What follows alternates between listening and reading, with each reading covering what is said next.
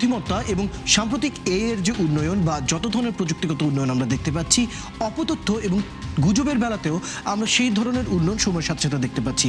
ভুয়া video, deepfake video, lip sync video, এমনকি অন্য জায়গার একটি ভিডিও ফুটেজ, সাক্ষাৎকারের ভিডিও ফুটেজ লিপসিং বদলে, বক্তব্য বদলে, অন্য কোনো কথা জুড়ে দিয়ে সেটাকে ছড়িয়ে দেওয়া হচ্ছে সাধারণ মানুষের কাছে।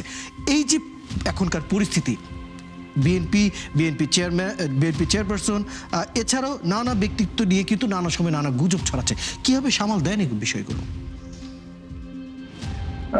সামাল দেওয়ার জন্য প্রথম যে কাজটা করতে হয় সেটা হচ্ছে যে যারা ফ্যাক্ট চেক করে তাদেরকে অনুরোধ করতে হয় যে আপনারা কাইন্ডলি একটু ফ্যাক্ট চেক করে এটা যে মিথ্যা এটা একটু বলে দেন। কারণ হচ্ছে যে যারা এই কন্টেন্ট গুলো তৈরি করে তাদের মূল উদ্দেশ্য কি? তাদের মূল উদ্দেশ্য হচ্ছে কিছু ভিউ পাওয়া। যেহেতু ফেসবুক মনিটাইজ করে, এখান থেকে কিছু টাকা পয়সা পাওয়া, বা ইউটিউব থেকেও একই অবস্থা। আর অনেকেরই আগ্রহ আছে যে তার নিজের তারা যাদেরকে সমর্থন করে তাদেরকে বিজয়ী দেখতে চায়, আবার যাদেরকে তারা অপছন্দ করে তাদেরকে পরাজিত দেখতে চায়। সো এই ধরনের কন্টেন্ট তৈরি করলে তাদের জন্য, যারা এই ধরনের প্রশান্তি পেতে চায় তাদের জন্য এটা ভালো লাগে আর কি, এবং সে ভালো লাগা থেকে নিজেরা দেখে, ফরওয়ার্ড করে, হোয়াটসঅ্যাপ করে, এরা ভাইরাল হয়ে যায়। এইটুকুই তারা চায়, কন্টেন্ট ক্রিয়েটররা চায় ওই সামান্য টাকা পয়সা, কিছুটা ভিউ বাড়ানো, কিছুটা টাকা পয়সা ইনকাম করা। আর রাজনৈতিক ভাবে এটা তো প্রতিপক্ষকে হেয় প্রতিপন্ন করার জন্য নিয়মিতই করা হয়। আমাদের নেতাদের বিরুদ্ধে এই ধরনের কন্টেন্ট অনেক তৈরি করা হয়েছে। 2023 সালে নির্বাচনের আগে আমাদের চেয়ারম্যান এবং বর্তমান প্রধান তারেক রহমানকে নিয়ে ধরনের ফেক ভিডিও তৈরি করা হয়েছে, এখনো তৈরি করা হচ্ছে। বিভিন্ন ফেসবুক পেজ খুলে বা বিভিন্ন ইউটিউব চ্যানেলে আমরা দেখি যে তাদের নিয়ে ধরনের ফেক ভিডিও হয়, আমরা রিপোর্ট করি এগুলোকে যেন মেটা কর্তৃপক্ষ বা গুগল এটা সরিয়ে নেয়। এইভাবে আমরা চেষ্টা করি মোকাবেলা করার।